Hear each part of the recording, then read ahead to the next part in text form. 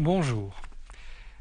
Si vous vivez en Europe, vous pensez souvent qu'une partie des grands journaux, des grands médias, est contrôlée indirectement par l'État d'Israël et que les autres médias reprennent souvent ce que Tel Aviv impulse à travers ses propres journaux. Mais Tel Aviv n'est pas le maître du mensonge. Historiquement, c'est la Grande-Bretagne qui a créé la propagande moderne en 1914 pour lancer son pays dans la guerre contre l'Allemagne. Et aujourd'hui, en Syrie, c'est la Grande-Bretagne qui a le monopole du mensonge. En effet, souvenez-vous, tout à fait au début, il y avait, dès le premier jour, l'Observatoire syrien des droits de l'homme basé à Londres, etc. Donc cet organisme est en réalité, depuis le premier jour, lié au MI6 britannique et cofinancé à la fois par la National Endowment for Democracy, c'est-à-dire la branche légale de la CIA, et par l'Union européenne. C'est cet observatoire syrien des droits de l'homme qui a inventé toutes sortes d'histoires, comme l'histoire des ongles arrachés des enfants à des rats. Ça fait très peur. Tout le monde y a cru à ce moment-là. Bon, évidemment, aujourd'hui, on sait que c'était de l'intox. L'Observatoire syrien des droits de l'homme s'est fait une spécialité d'expliquer au jour le jour les différentes opérations militaires, comme s'il avait la possibilité de savoir ce qui se passe sur tout le territoire mieux que le gouvernement syrien. Or, l'armée syrienne ne peut pas elle-même connaître le nombre de victimes dans chaque accrochage qui l'oppose à des djihadistes. Mais on ne sait comment. L'Observatoire syrien des droits de l'homme, lui, sait tout.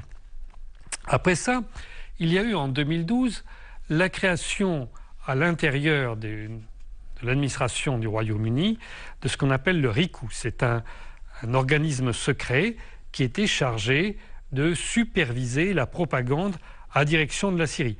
Et d'ailleurs, c'est assez intéressant parce que cet organisme était en même temps chargé de lutter contre le retour des djihadistes qui allait commencer vers l'Union européenne. Donc d'après cet organisme, le RICU, il y a eu une pénétration des associations humanitaires présentes en Syrie. D'après un document interne du RICU, il y a 22 associations humanitaires, dont certaines d'ailleurs étaient elles-mêmes des couvertures d'autres services secrets comme Médecins sans frontières, qui avait été créé par les services secrets français pendant la guerre du Biafra. Donc le RICU a pénétré toutes sortes d'associations humanitaires pour avoir des informations, pouvoir faire venir des armes ici et pouvoir fabriquer de nouvelles intoxications sur ce qui se passe sur le terrain. On a également créé les White Helmets, les casques blancs. Alors ça, c'est quelque chose qui est financé à la fois par la Grande-Bretagne et par la Hollande. Et ça permet de montrer des images tout à fait exclusives, parce que personne d'autre ne peut les avoir, de crimes qui seraient commis par l'armée arabe syrienne. En 2015, ce dispositif a été considérablement développé puisque le Royaume-Uni a créé une société privée, dirigée évidemment par des gens du MI6, qui a aujourd'hui des bureaux à Londres, à Washington et à Istanbul. Cette société, Incostrat, est chargée de faire l'ensemble de la communication pour les groupes djihadistes. Donc cette société, notamment, a dessiné les logos d'une centaine de groupes djihadistes. Donc vous avez l'impression que chacun de ces groupes a des gros moyens, dispose de son propre cabinet de communication, etc. Mais non, il n'y en a qu'un seul pour tout le monde. Et il est probable qu'un grand nombre de ces groupes n'existent pas, en fait. Mais d'autres, bien sûr, ont une réalité. Alors cette société, Incostrat, a également réalisé des brochures, des vidéos pour ces différentes groupes armés. Et alors, les plus célèbres, c'est qu'il a travaillé pour l'armée syrienne libre, il a travaillé pour le mouvement Azem, il a travaillé pour l'armée de l'islam, et maintenant pour le Fatah Alep, l'organisation de l'ensemble des groupes qui se battent autour d'Alep.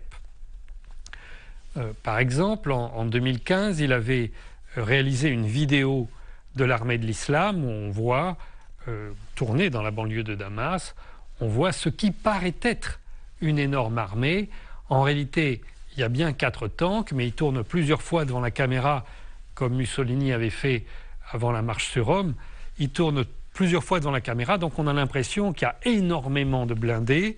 Et puis, il y a quelques centaines de figurants auxquels on a fourni des uniformes neufs qui donnent l'impression d'une armée organisée. Cette société Incostrate a également mené différentes opérations d'intoxication, comme l'affaire de l'hôpital d'Alep qui aurait été bombardé le 27 avril.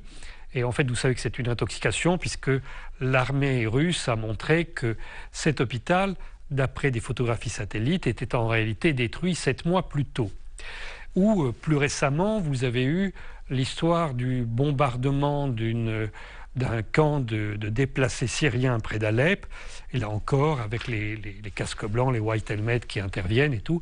Mais là, on voit aussi que c'est une intoxication, puisque d'après leurs propres vidéos, il y a une tente brûlée, mais il n'y a absolument pas de traces d'un bombardement.